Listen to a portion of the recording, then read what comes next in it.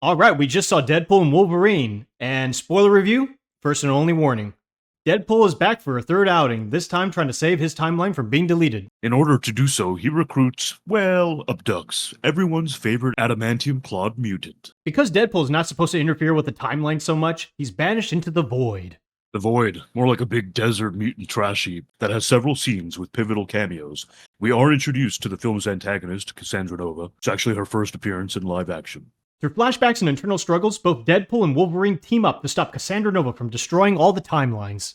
I gotta say, I liked the film. It was pretty good. Yeah, man, I mean, the movie was dope. I mean, what a team up. I mean, you got one of the best team ups you can get. Yeah, if anything, it's like coming from the second film, which was a little meh, and the first one, which was pretty, yeah. This one's just like, ooh, all right, this is not bad. I was expecting something more bombastic, I guess because the hype was just so big, going into this, but I can't say I'm totally disappointed either. It's a lot of fun. It's really funny. A lot of the action's really good. Ultimately, what really sold me were those cameos, though. Man, there were so many good cameos in this thing. Tons of cameos. And, I mean, there was definitely a few that were really surprising, several that were expected. But overall, yeah, the movie was pretty awesome, man. The story might not be the strongest, but it's just a great, fun, action-packed movie. Tons of jokes, of course, as we expect with the Merc, with the mouth. For the most part, they land. There's a few that, didn't land, but I think there's jokes for everybody, too. I noticed that there's some jokes for older people like us, and there was jokes for the younger audience as well, which is good. There's something for everybody.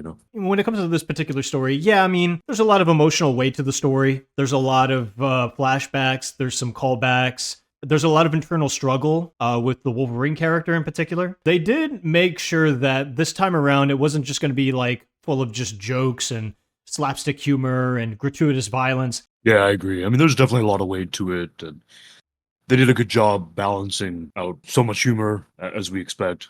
They did a good job with the emotional scenes, and considering it's Logan and being over 200 years old and things he's had to endure and loss. And so I think they incorporate that pretty well. I just got kind of lost when it came to the story because there were moments where you're like in the beginning, you're like, okay, his timeline is about to be erased, but then he needs Logan, but then Logan dies in this timeline, and that's the Logan from the movie Logan. So Deadpool ends up going to different timelines to find Wolverine, I guess, to displace him from his timeline to his own timeline to save his timeline. Like, okay, so you're displacing this Wolverine to save your timeline, but then you get thrown into the void, and in there you meet a bunch of characters, but then you meet the main antagonist, Cassandra Nova, and her deal is basically like, I was banished to the void, but I want to stay here because I had a deal with the guy who's running the agency, and it turns out he's running like a rogue basement facility or something like that, which I didn't fully understand what was going on. Me neither. I didn't quite get his full motivation, why he was breaking TVA code and has his own agenda. Unless I missed it, they didn't go into a whole lot of detail. Exactly, because that particular character, it just seemed to be like, he was a secondary antagonist, but Yeah.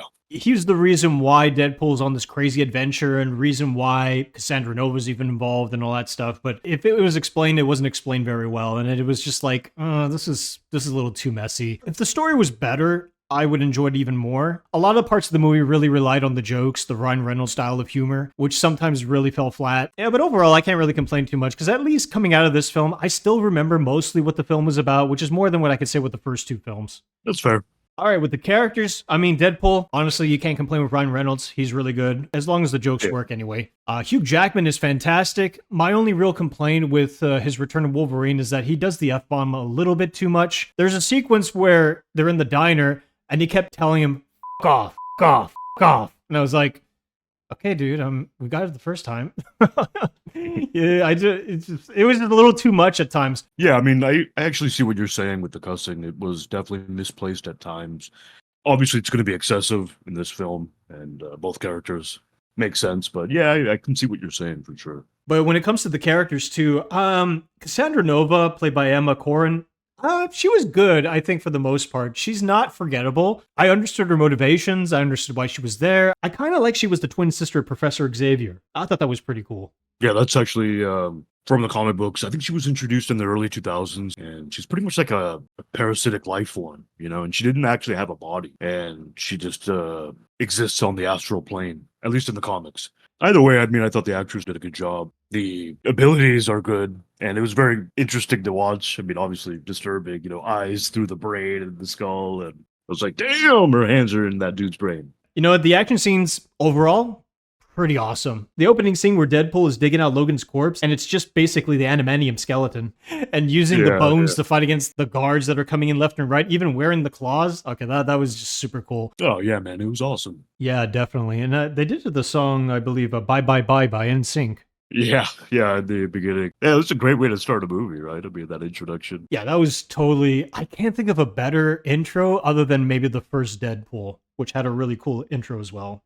Plus, the finale where Wolverine and Deadpool, with Wolverine wearing the classic mask over his head, which was really cool. That They was fight. awesome. Oh, it was so cool. And then they fight all these Deadpools, including Lady Deadpool and all these other Deadpools. And then that whole fight was amazing. Seeing Hugh Jackman as classic Wolverine going against all these Deadpools with Deadpool next to him, you can't get any better than that, I think. Yeah, you get a little bit of that berserker mode. As we knew, there was going to be a lot of cameos, and obviously a few of them were very surprising. Henry Cavill Wolverine. That was I did so not funny. expect that. I didn't expect that at all. But that whole scene with the other Wolverines was great too. Yeah, they had short Wolverine.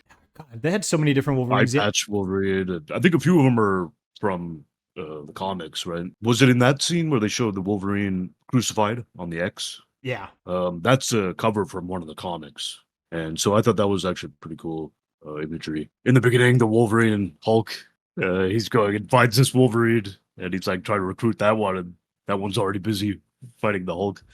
I would have liked to see a little bit more of that. That's something that a lot of fans would have liked. I'm glad it was in there, but just give us a little bit more. Come on, man. Oh, another thing. They definitely should have done more significant fight scenes between Wolverine and Sabretooth, right? Yeah, no, I totally agree about that. That was I'm a little disappointed about that, to be honest. Yeah. I mean, it was a good opportunity to see that, since Sabretooth is basically a superior Wolverine.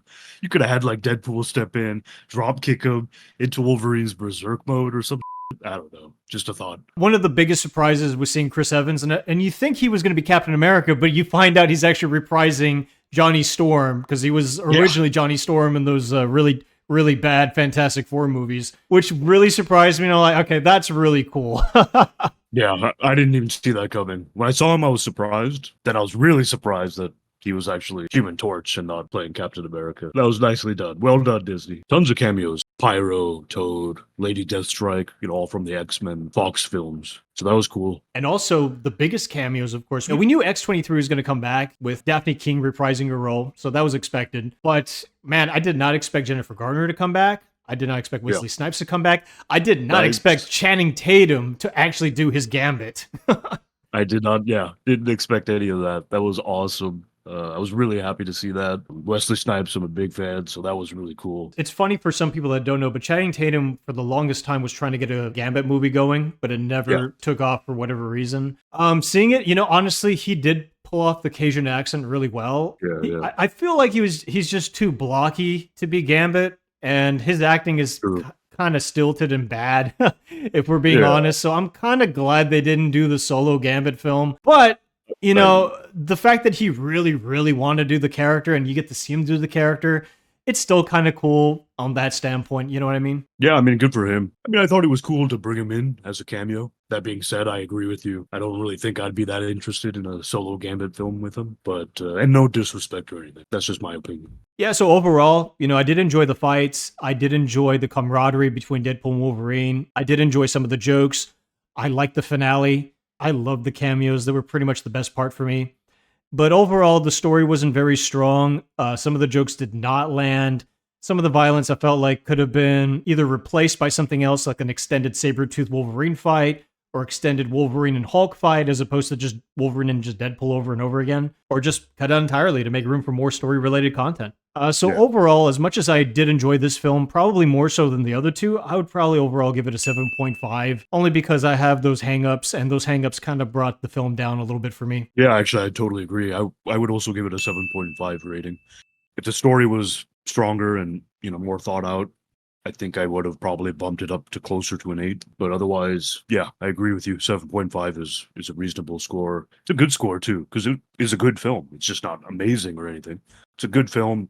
and I look forward to watching it again. All right, guys, thanks for tuning in. If you like this review, please hit that like button, subscribe to us. We're a poor eagle and a moose that are trying to make ends meet. Yeah, you better do it, bub. We'll hurt you forever. Thanks for tuning in, guys. See you next time. See ya.